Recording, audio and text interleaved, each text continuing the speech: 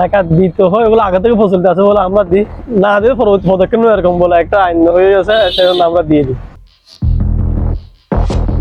সম্প্রতি ভুক্তভোগীদের এমন অভিযোগের সত্যতা যাচাই অনুসন্ধানে যায় পেনুয়া নিউজ, যেখানে আমাদের ক্যামেরায় ধরা পড়ে বাইক যোগে আসা দুই ব্যক্তির একজন সাদা টি শার্ট পরিহিত পুরুষ, যিনি ধুরুং বাজারের একটি কাঠের দোকান থেকে প্রকাশ্যে চাঁদা নিচ্ছেন।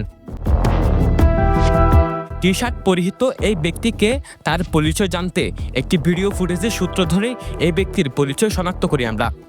জানা যায় তিনি কুতুবদিয়া বন বিভাগের দীর্ঘদিন ধরে কর্মরত বন প্রহরী আব্দুস সাত্তার। স্থানীয় কাঠ ব্যবসায়ীদের অভিযোগ, বাহির থেকে বৈধভাবে পাইকারি কাঠ আসলেই দোকানে হাজির হন সাত্তার সহ আরও কয়েকজন কর্মচারী। কাঠ জব্দের হুমকি দিয়ে আদায় করেন চাঁদা। এক গাড়ি করে 300 টাকা হইলো ইবা ইতারা ফরেস্টর হদে মানে ফরেস্টর রাখতে হ্যাঁ আর সাইড দূরতে ফসলের মধ্যে আইনের মাধ্যমে বেতন বন্ধ। টাকা দিতে হয়, ওগুলো আগে থেকে প্রচলিত আছে বলে আমরা দিই, না দিয়ে পরবর্তী পদক্ষেপ নেই এরকম বলে একটা আইন হয়ে গেছে, সেজন্য আমরা দিয়ে দিই। মনোবরণ ডেনিসের দরিয়ে গাছাইলে এদিকে বট বুড়ে গেলে এক গাড়ি ভিতরে 300 টাকা করে লয় ফরেস্টর হবে কেন দিলে গাছ ধরে। ফিশিং বুট মালিকদের অভিযোগও ভিন্ন নয়। কেউ নতুন ট্রলার তৈরি করলে বা মেরামত করলে বন বিভাগের কর্মীরা এসে নানা অজুহাতে টাকা দাবি করেন। কেউ অসম্মতি জানালে বন্ধ করে দেওয়া হয় কাজ, দেখানো হয় মামলার ভয়। অনুমতি আনা বুঝি তখন একখান দিয়ে দিন এটার হাসা আছে মানে তোমার অনেকে গেলে আর বৈধ কাগজপত্র আইজ গাছ আনি দিয়ে বৈধ কাগজপত্র আর হুসুমা জমা আছে তুই আন হইও ফরেস্টরে দিয়া করে দে এখন ভাই ইতেরা যদি সরকারি রূপ ইতেরা যদি হনকান যদি সতা নিয়ে গইলে এখন আর ইতেরা এ দু টাইগাল দিতে নিয়া ফরেস্ট অফিসত দাবি করি তারা তো কান গিয়া লওয়া করে কাগজ লওয়া করে অবশ্যই কিছু লওয়া হাতার। লবণ মাঠও রেহাই পাচ্ছে না। উৎপাদন মৌসুমের আগে বাঁধ নির্মাণ শুরু হলে ছুটে আসেন বন বিভাগের লোকজন। অভিযোগ, বনের মাটি নেওয়া নিষেধ দেখিয়ে কানি প্রতি 300 থেকে 400 টাকা পর্যন্ত মাছুহারা তোলা হয়।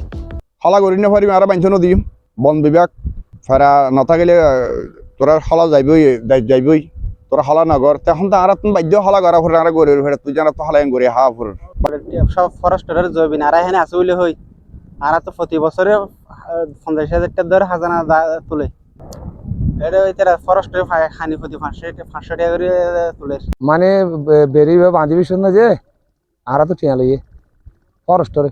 এবার আমরা মুঠোফোনে যোগাযোগ করে প্রকাশ্যে চাঁদা নেওয়া সেই বন প্রহরী সাত্তারের সাথে। তিনি উল্টো বন কর্মকর্তার সাথে কথা বলতে বলেন।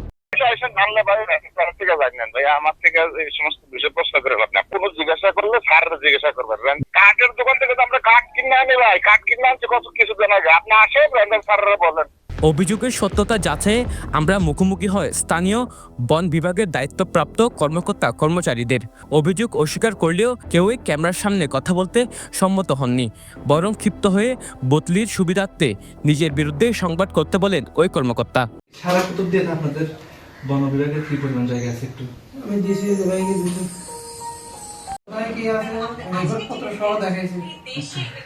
একজন সরকারি কর্মকর্তা বা কর্মচারী চাঁদাবাজিতে লিপ্ত হলে তা দুদকের আওতায় গুরুতর ফৌজদারি অপরাধ বলে মন্তব্য করেন এই আইনজীবী।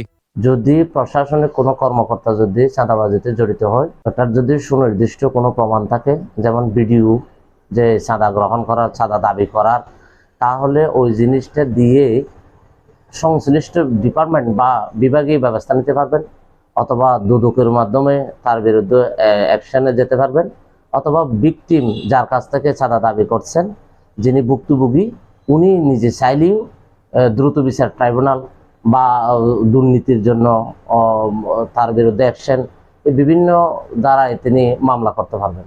বন বিভাগের কর্মকর্তা কর্মচারীদের চাঁদাবাজির এ দৌরাত্মে ক্ষুব্ধ স্থানীয়রা দ্রুত প্রশাসনের হস্তক্ষেপ দাবি করেছেন। পরিবেশ, প্রতিবেশ ও বন রক্ষা করার দায়িত্ব যাদের, সেই বিভাগে যদি চলে এমন চাঁদাবাজি, তবে প্রশ্ন ওঠে কার হাতে নিরাপদ থাকবে কুতুবদিয়া।